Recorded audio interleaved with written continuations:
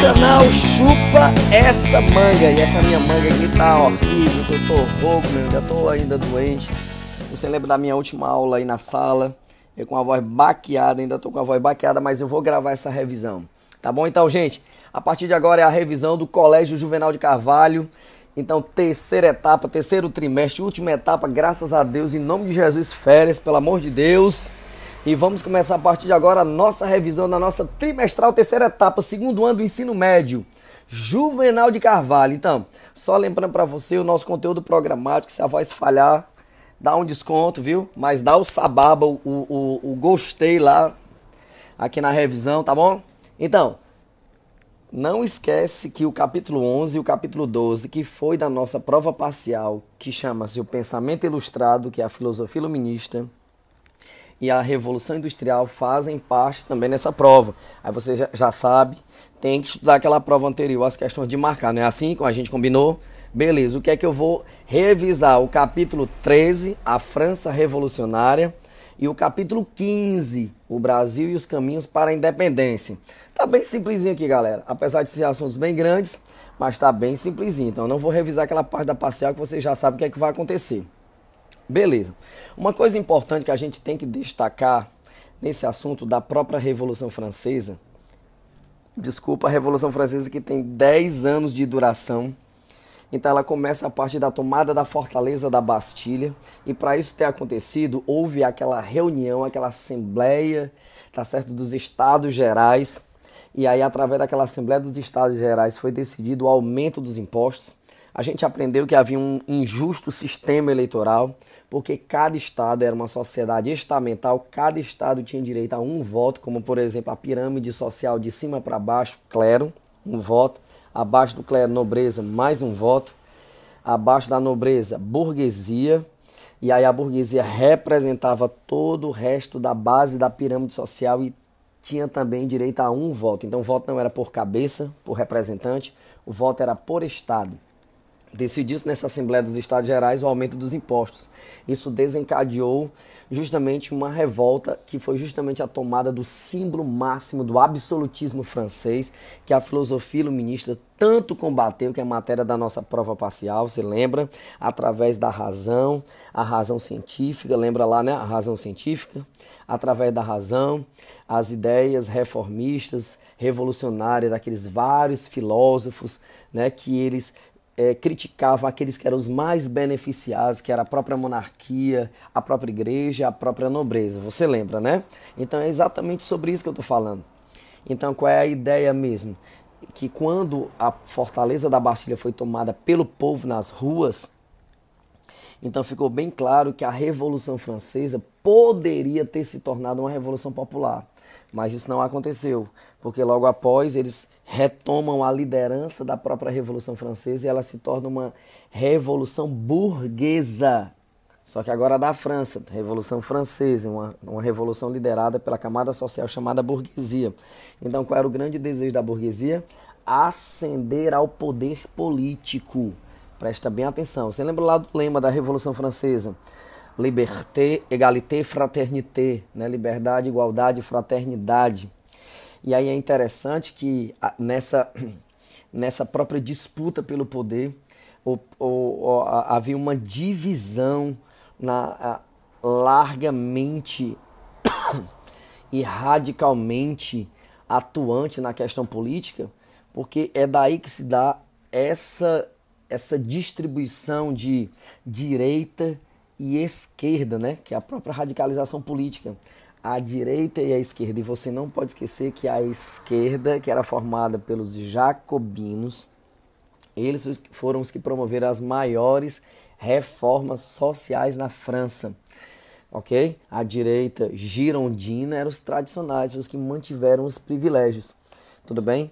Então, não se houve mudanças esperadas, mas já com os jacobinos, apesar do uso desordenado, desorientado, exagerado da guilhotina, muita gente morreu, tá certo? Então, mas é daí que surge na Revolução Francesa esse termo de direita e esquerda. Mas você sabe que a própria ideia, tá certo? A própria ideia de uma construção de uma Assembleia Constituinte, né, que foi proclamada em Paris, que é o famoso documento, a Declaração dos Direitos do Homem e do Cidadão. Essa declaração ela é muito importante porque ela traz uma correlação temporal histórica de um pensamento que tem em suas bases universalizar. Presta atenção na manga da questão. Presta atenção na manga da questão. Na universalização do princípio da igualdade civil. Tá certo? O princípio da igualdade civil. Pegou aí? Pegou a manguinha aí para chupar bem docinha? Beleza. Uma coisa importante também, já entrando no outro capítulo que vai desencadear no processo da independência do Brasil, que é o 7 de setembro de 1822. E lembra que a gente falou que começou tudo pela própria Conjuração Mineira e a Conjuração Baiana. A Conjuração Mineira de 1789, a Conjuração Baiana de 1798. E você não pode esquecer que eles tinham os mesmos objetivos fundamentais, que era justamente o que? A independência nacional. Suas lideranças eram diferentes. A liderança da própria Conjuração Mineira era a elite. A liderança da Conjuração Baiana era camadas médias e baixas. A influência externa também foi diferenciada. Por exemplo, a Conjuração Mineira foi justamente a independência dos Estados Unidos da América, porque é a primeira independência das Américas, 1776, né? Mas já na Conjuração Baiana é a Revolução Francesa, que é o assunto também da matéria. Mas também eles têm suas próprias causas locais. E a causa local da Conjuração Mineira foi a crise da mineração. A causa local da própria Conjuração Baiana já foi o quê? A crise no abastecimento. Agora, presta bem atenção, como as lideranças são diferentes, as propostas sociais também são diferentes. Por exemplo, a proposta social dos mineiros era moderada. A proposta social baiana já era radical. Eu poderia até dar um exemplo. Já um exemplo social radical da Conjuração Baiana em relação ao trabalho escravo. Eles desejavam o fim da escravidão. Já os mineiros, na mesma pergunta, estava em pauta no projeto da Conjuração Mineira, né, se o Brasil fosse independente em 1789 pelos mineiros, a escravidão se manteria. E claro, os dois movimentos têm a mesma influência ideológica. A matériazinha também da parcial, que você não pode deixar de estudar para não chupar uma manga verde, que é justamente o quê? O iluminismo. O iluminismo. Tá certo? O uso da razão, a liberdade. Tá beleza? Tá tranquilo? Então pronto.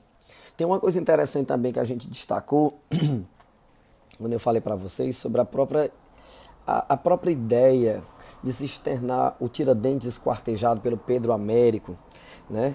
Que ela tá lá, essa pintura que eu destaquei que está lá no Museu Mariano do Procópio em Juiz de Fora, em Minas Gerais, que tem lá o Tiradentes esquartejado, as suas partes lá, como foi colocada, parecendo se a gente fizer um tracejado ao redor das partes, parecendo um mapa do Brasil. Então você não pode esquecer que foi uma pintura encomendada dos primeiros anos da própria República. Olha só, é um acontecimento do Brasil colônia. Então Tiradentes enforcado, esquartejado é um acontecimento da colônia, do Brasil colônia, mas passa a ser representado pelo Pedro Américo, o Inconfidente Mineiro, nos primeiros anos da República, sugerindo que a semelhança dele naquele dramático momento da crucificação de Cristo. Então, fazendo essa analogia de Tiradentes com Cristo, uma barba longa, né, um cadafalso ao seu lado. Então, no formato de uma própria cruz. Beleza? Então, Pedro Américo aí destaca-se fazendo essa relação, sugerindo essa semelhança dramática de Tiradentes e do próprio Cristo, como se ele fosse um salvador da pátria. Tá certo? Encomendas da República. Beleza? Outra coisa importante também foi a vinda da família real. Então, a família real foge de Portugal em virtude da anunciação do bloqueio continental. E aí a Inglaterra estabelecendo... A voz está falhando, só um momento, a voz está falhando. Então, de manter ainda a comercialização com os ingleses, então... Pressiona Portugal, tá certo? a ir para o Brasil, para a sua principal colônia. A principal colônia portuguesa era o Brasil, então na América do Sul. Então, a presença da família real portuguesa, né? Então a chegada da família real com Dom João VI, ele trata logo de cumprir um prometido à própria Inglaterra. Mesmo porque, o que é que acontece? Portugal dependia do comércio inglês, dependia da indústria britânica e também dos seus empréstimos. Daí, ter que cumprir também um decreto que ele próprio anuncia ainda em Salvador, na Bahia, que é no ano de 1808, a abertura dos portos, que até ficou conhecida aquela famosa frase, a abertura dos portos às nações amigas. Então, fazendo com que as nações amigas pudessem comercializar diretamente com a própria colônia. Não é à toa que em 1810 é assinado os tratados de aliança, amizade, comércio e navegação, e que beneficiou muito mais a Inglaterra do que qualquer outra nação. A Inglaterra só pagava 15% de impostos alfandegários, Portugal 16% e as outras nações 24%. Ok? Mas a gente sabe também que em 1808 a família real portuguesa, quando chegou aqui, ela acarretou grandes transformações, tá certo? No que diz respeito à própria cidade do Rio de Janeiro, que seria o quê? A fixação da própria corte. Então ele vai mudando toda a fisionomia, tá certo? E aí entre essas coisas que vai mudando, tá certo? Desculpa, justamente a criação do Teatro Real, a Biblioteca Real, que seria a futura Biblioteca Nacional, o Jardim Botânico, tá certo? Embora, não esquece, não havia ainda liberdade de imprensa. Então, muitas coisas passam a ser realizadas, a criação do Banco do Brasil, né?